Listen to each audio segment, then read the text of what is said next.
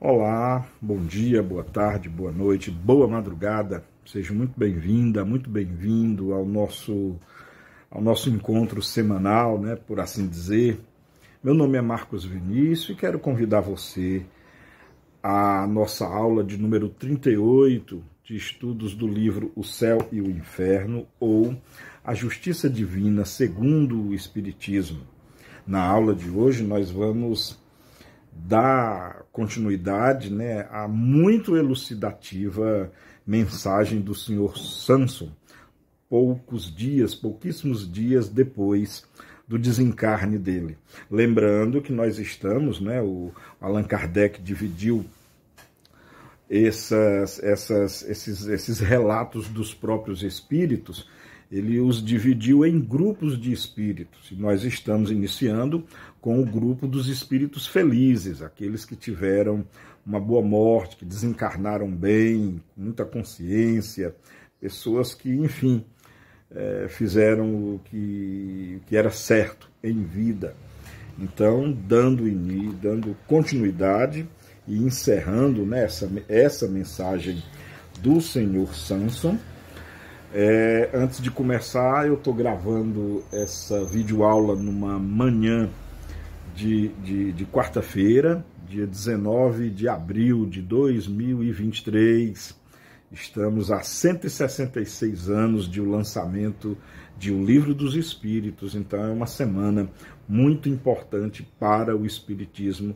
Eu convido a você que me ouve refletir um pouco sobre a obra, sobre o legado do Allan Kardec, sobre as mensagens maravilhosas e que muito servem às nossas vidas, ditadas pelos espíritos superiores, né?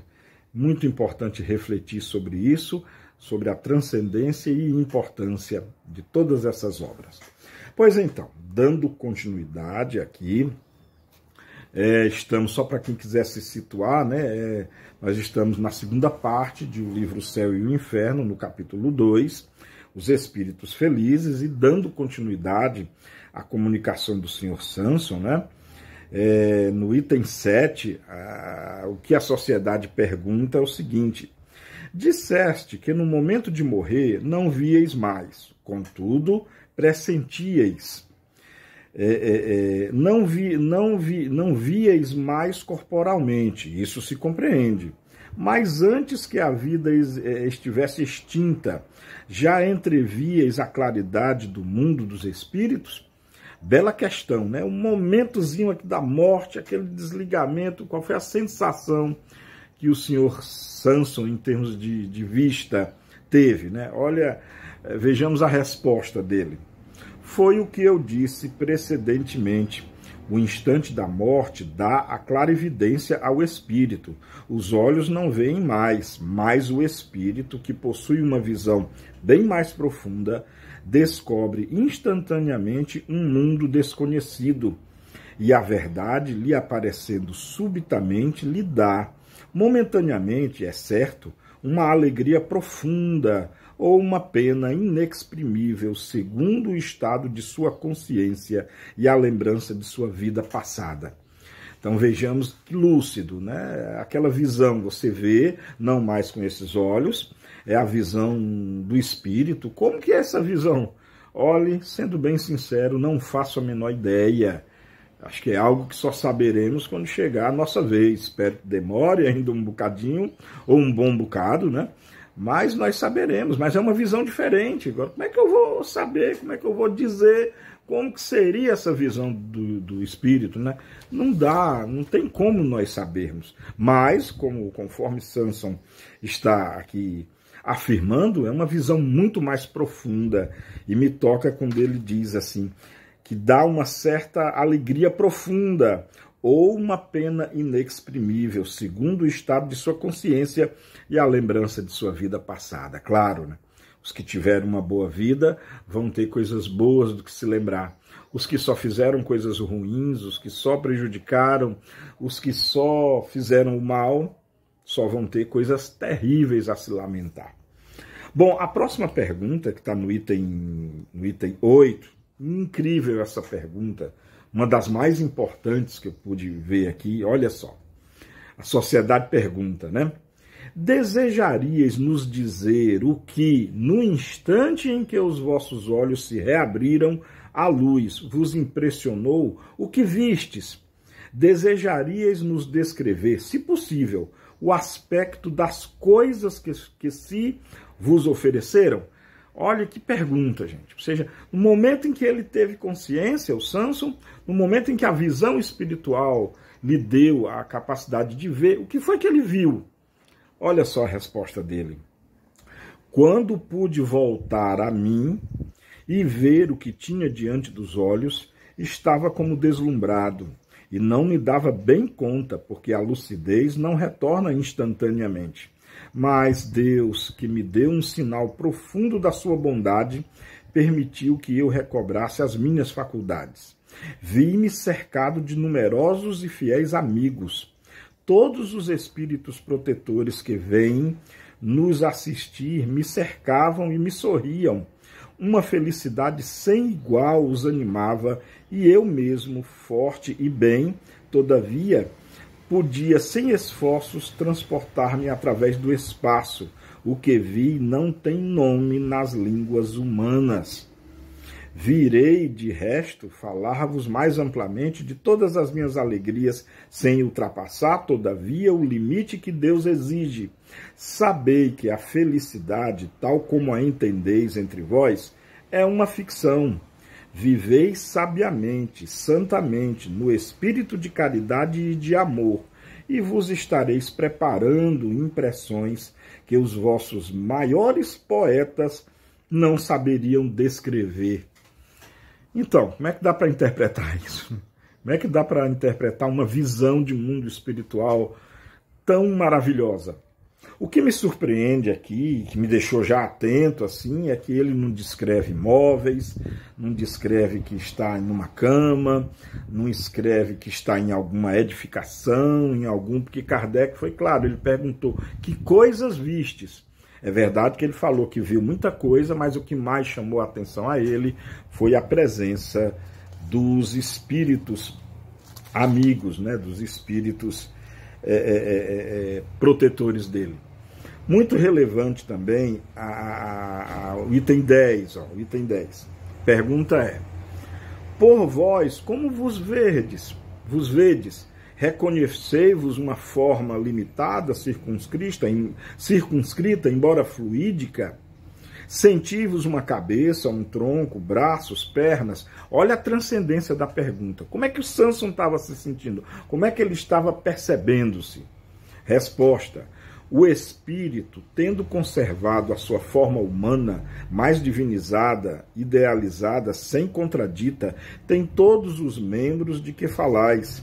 Sinto perfeitamente as pernas e os dedos, porque podemos, pela nossa vontade, vos aparecer ou vos apertar as mãos.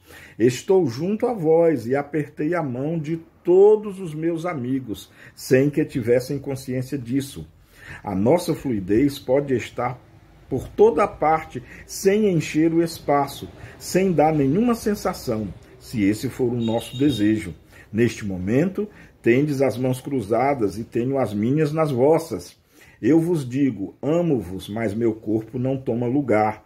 A luz o atravessa, e o que chamaríeis um milagre, se fosse visível para os espíritos, é a ação continuada de todos os instantes.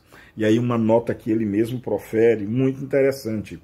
A visão dos espíritos não tem relação com a visão humana, do mesmo modo que seus corpos não têm semelhança real, porque tudo está mudado no conjunto e no fundo.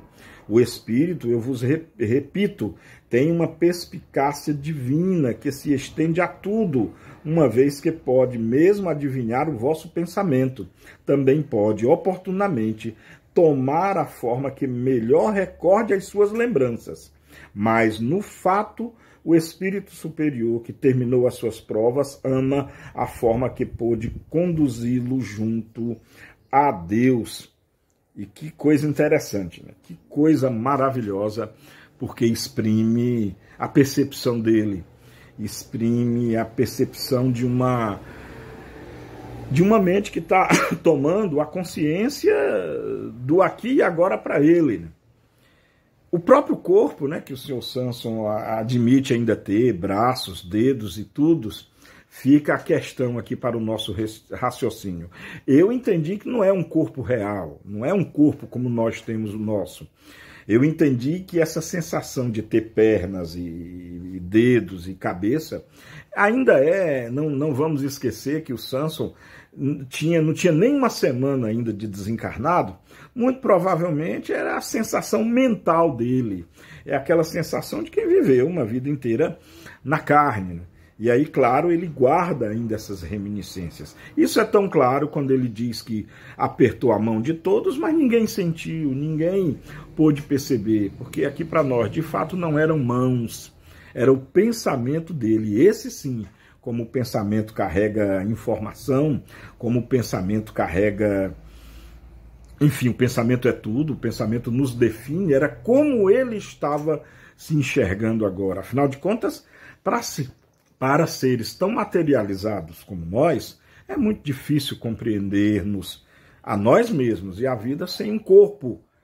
Para pensar, você aí que está me ouvindo. O que você acharia de você sem o seu corpo? Como é que você sequer se reconheceria? Como é que você se localizaria no tempo e no espaço, na vida em si, sem o seu corpo? Já parou para pensar nisso?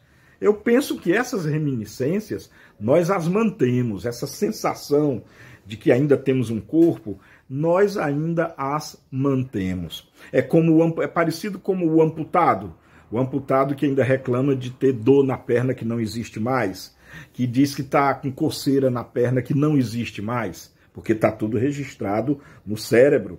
A perna pode ter sido amputada, mas o registro do membro está nos córtex cerebrais que ele tem acesso ainda. De maneira muito semelhante, eu creio que quando morremos, a nossa alma, principalmente a questão do perispírito, ele deve guardar os registros do que antes era o nosso corpo.